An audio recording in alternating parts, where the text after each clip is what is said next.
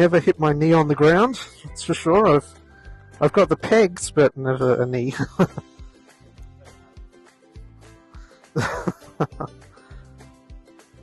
So we're kilometers per hour. How easy is it to change? Just because I was I stopped at the church and went, surely it's easy, but the gloves. Oh, okay. I couldn't get the gloves to make a screen work anyway. They're a bit older. They don't have that haptic thing on the end.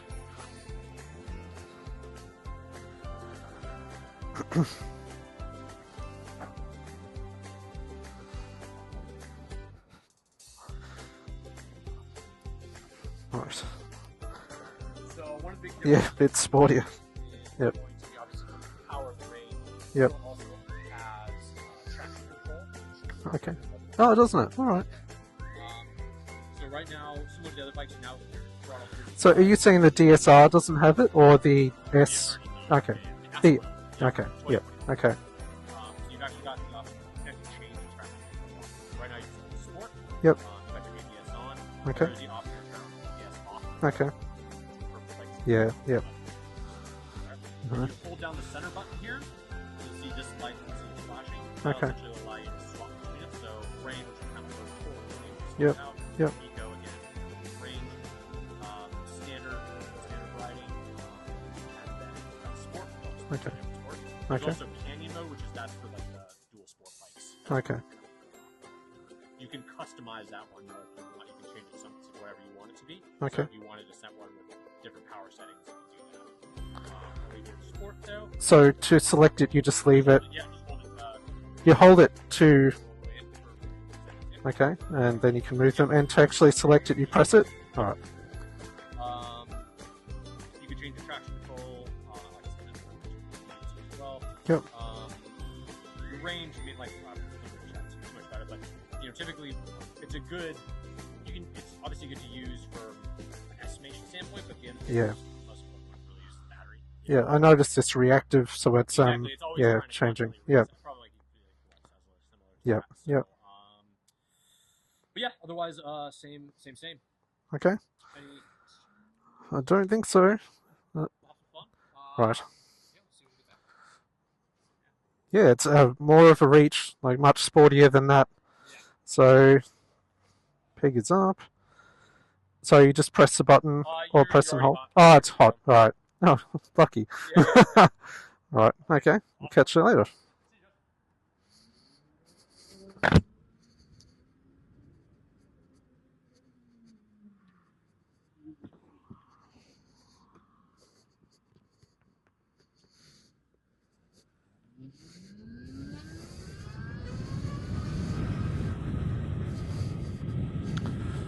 Right, throttle's about the same as the DSR.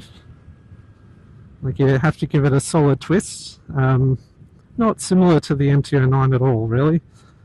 As the MT-09, you don't. Well, I've got it in the most aggressive setting, so I guess that will be different. But well, this is sport setting as well. It should be similar.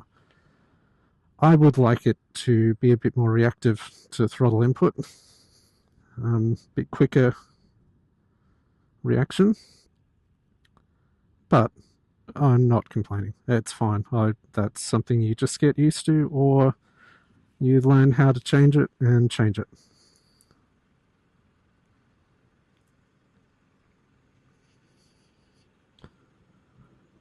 So the sitting position is sportier. There's more reach, sort of similar to a SV that I had, SV650.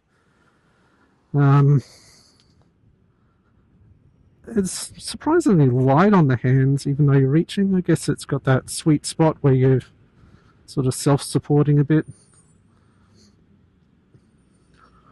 Go, go, go. There's a little bit of a knock in the front suspension.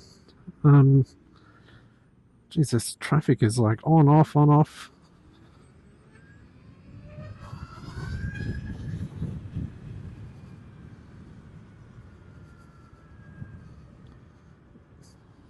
That's sweet. Very comfortable.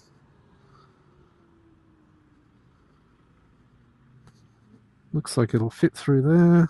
Yep, not a problem.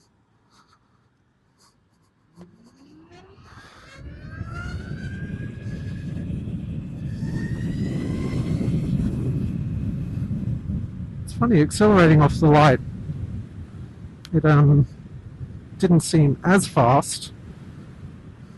The first one, then I give it another little hit and then it goes. Like I gave that a proper twist. If I twisted the MT like that, like one, you would never. That would be silly. I'd be wheel standing all over the place, probably having a really good time, and probably much better rider than I am now. But yes, I am not doing that. The tank, well, would you call it a tank if it doesn't contain anything?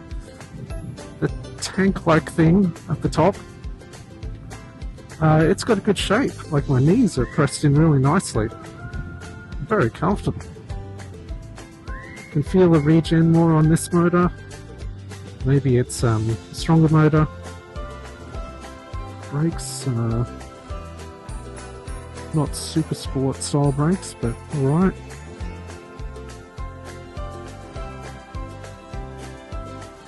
Might just take a bit of bedding in.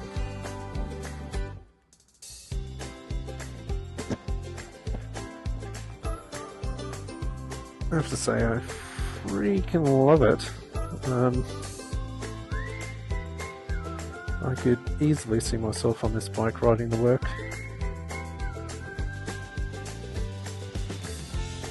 Or not riding to work.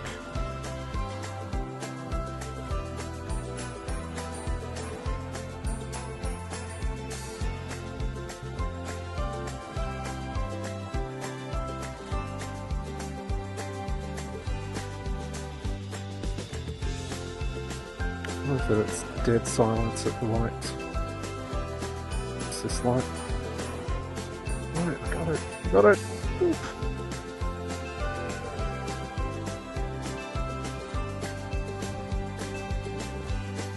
I'm tempted to stop and let these dudes past. I might do that. Let's just pull in here, and then I can actually have a go at this corner. Right, let's go.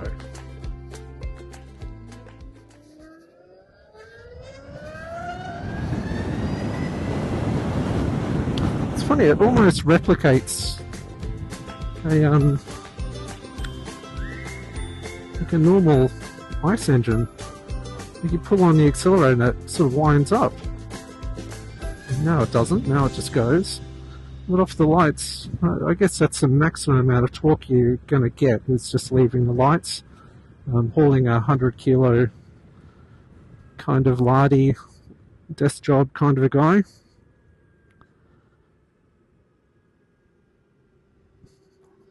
See, it feels a bit better there, which is weird. You're going uphill just off the lights. Like maybe there's some sort of launch metric in the computer, so it knows not to rip you off the back of the bike.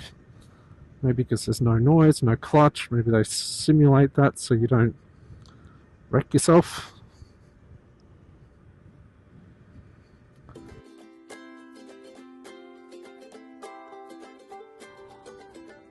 So I've got those the Ring earplugs, but I'm not wearing them and you don't bloody need them.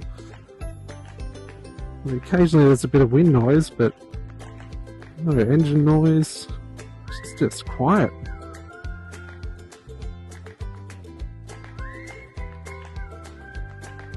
I did notice the suspension units, so like they've got nice adjustments on the top. So didn't see preload actually. That might be adjustable from the bottom.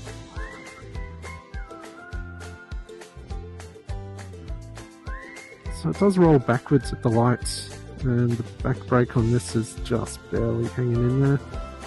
It's obviously never been used.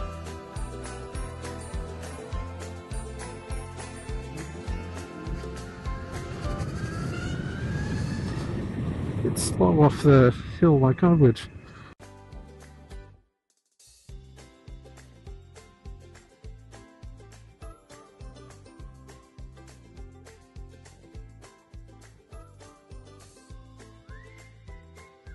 Like, this is not the S model I wanted to test ride, it's the SR. but like it has to have some sort of balance because the motor's got to go super fast, so it's got to be geared to get the maximum speed as well as the minimum speed. I would like to be faster on the lights, but that's alright. No big deal again. So the suspension unit, like it's got like adjustments on the top, so compression, rebound. Not sure how to adjust preload. Maybe that's in the bottom. Oh, there's a big Phillips head screw on the left hand side. I wonder if that's something to do with something. It'd be a pain in the butthole because no one has a Phillips head screw about the size of. What would that be the size of? Let's go the end of a carrot. The fat end of a medium-sized carrot-sized Phillips head screwdriver. I don't have one.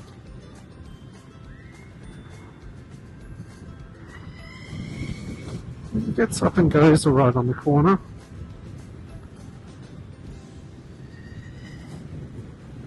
Like it's not superbike fast, but it is also not superbike lowest to superbike price. This 30, is it 33,000, something like that? Which is kind of, oh, what could I get for that? Easily an Aprilia Tiono. Easily a Fireblade. Jigsaw.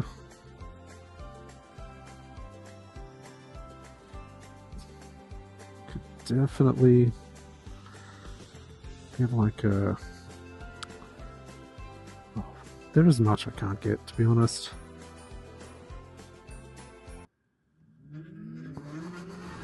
That was full throttle, so like I hit the stopper.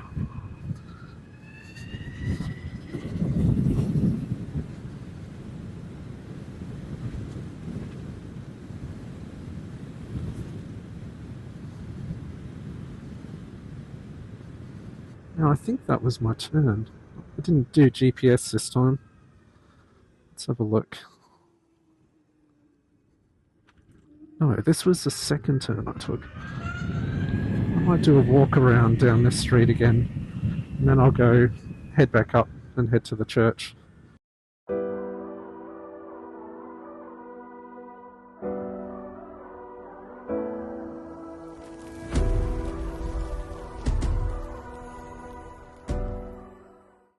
I guess that's another factor. The DSR, the 2013 DSR that I rode before, it's not made, well, it's made for bumps. This is more sporty, so these bumps, I'm feeling them really quite, not heavily, but I am feeling them. Okay, let's do a walk around. Off button. So, 15.6 plus.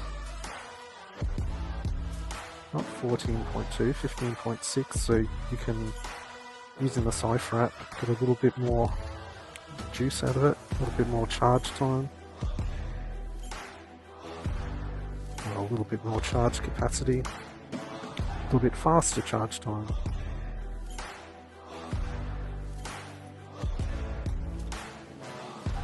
Suspension, we've got so rebound, compression, and preload is that star. It's not even a Phillips head. Specialty tool. Specialty tools come with specialty prices. So there's your charger, Type 2, which is better than the S.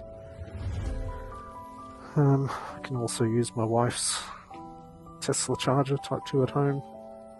I believe that you need like a little adapter for that because it needs to ping the Tesla charger. So the belt looks good, like a Gates belt. No fraying or anything I can see there. I haven't asked about issues with that. Yeah, okay, let's go. So we're live, and go.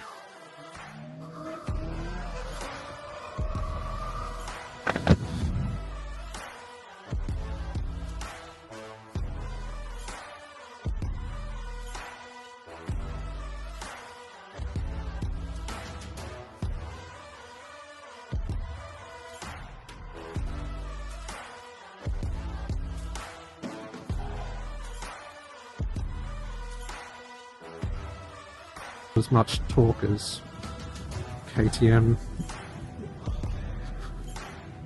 Super Duke, which is another thing I could probably afford with $30-something thousand. Could afford it, but then I'd also have to buy the fuel to run it. So I can probably afford this better in the long run than I can afford a Super Duke.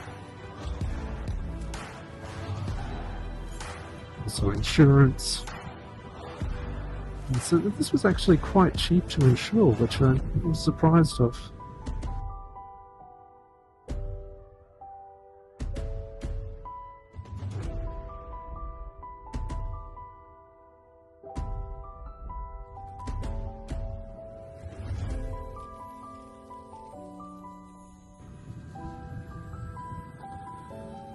Right, curiosity has peaked. I'm going to pull it over and go into just normal mode. I don't know if you do have to pull over, but let's just do it.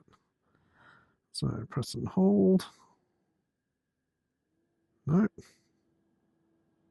No, maybe you have to be off. No, you don't have to be off.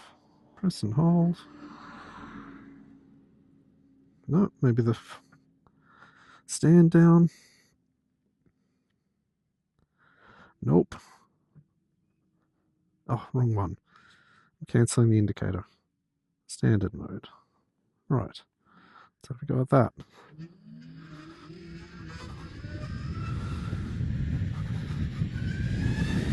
Standard's still pretty sporty.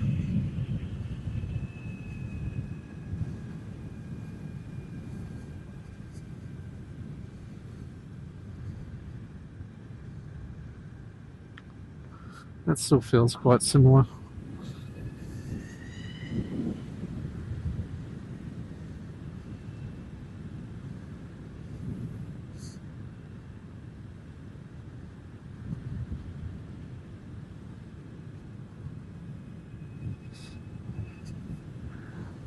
It's quite easy to keep your weight off the handlebars, allow you to corner a bit better.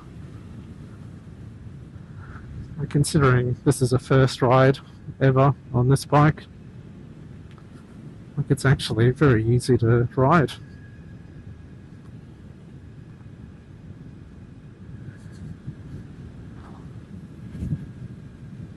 Takes minimal input to corner, minimal input to stand it back up.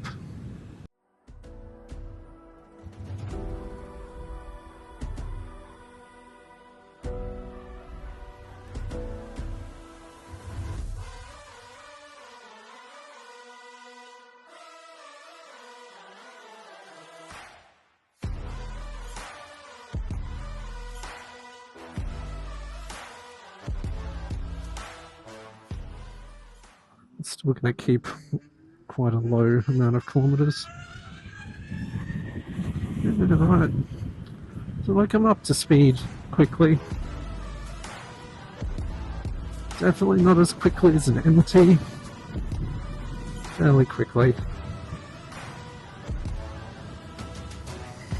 And it picks up the speed. Like, once you're moving, it picks up the speed quickly. Like, it's a more rushed experience, like twisting the throttle when you're already moving and it is off the line.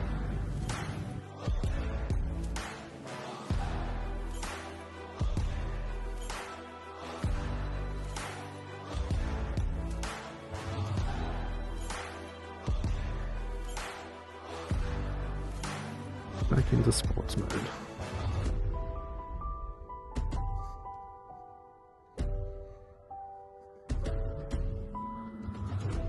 So you do not need to be at a complete stop.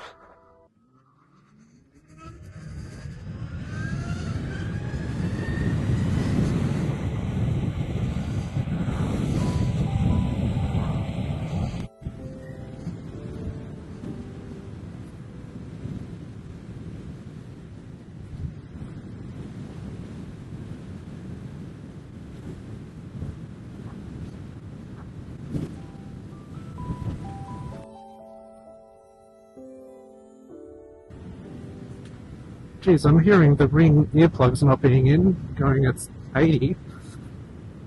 I'm hearing a bit of wind noise.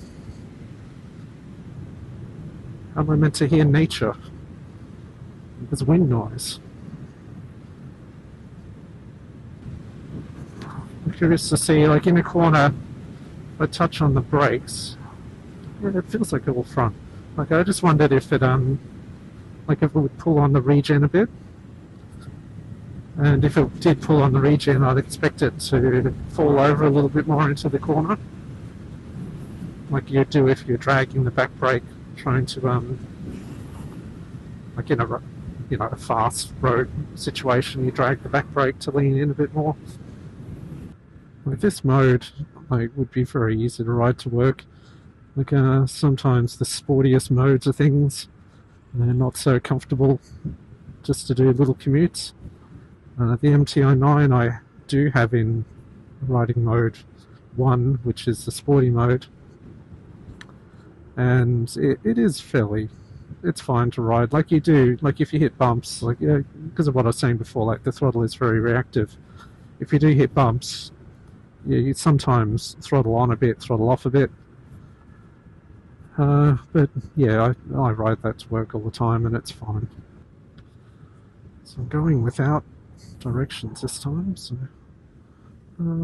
is that me? Yes, that is me. Give way, go.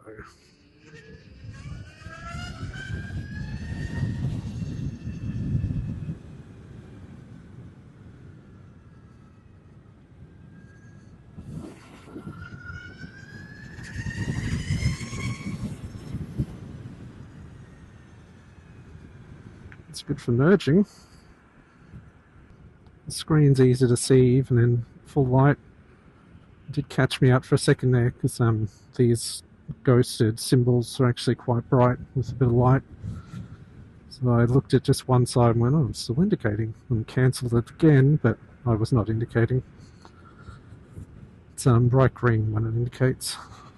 And I know that, but just 1 second glance, they are quite, like I would rather they were just completely blacked out until you indicate.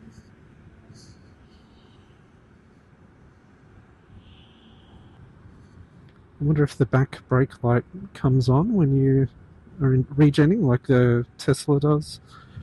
Like if you let off the throttle, let off the accelerator, it the brake light will come on for you.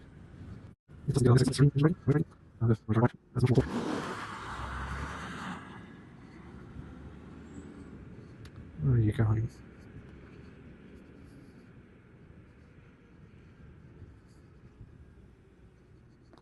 Let's go the front of this queue.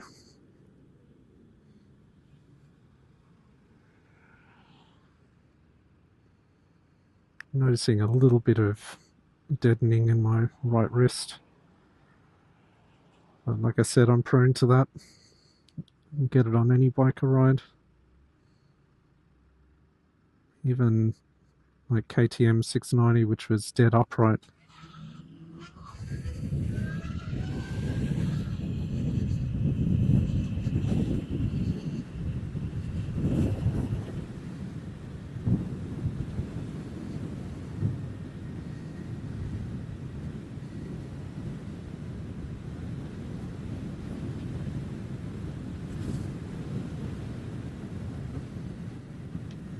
Check it out.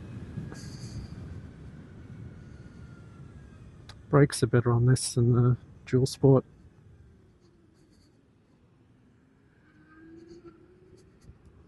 They're coming better as I ride, so that's good. They'll only get better and better, hopefully.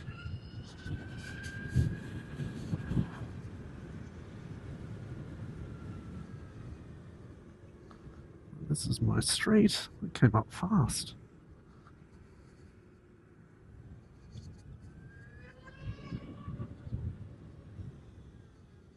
Hello.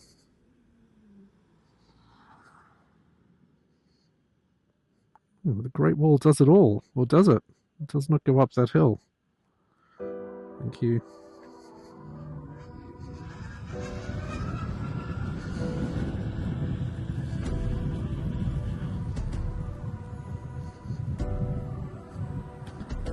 Now, third time's charm. Let's pull into the right building. I get it. It's not that one. It's not that one. It's not that one. It's this one.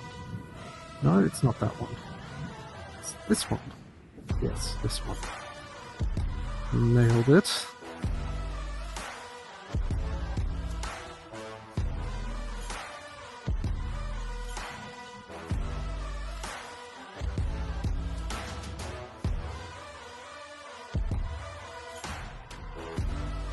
No.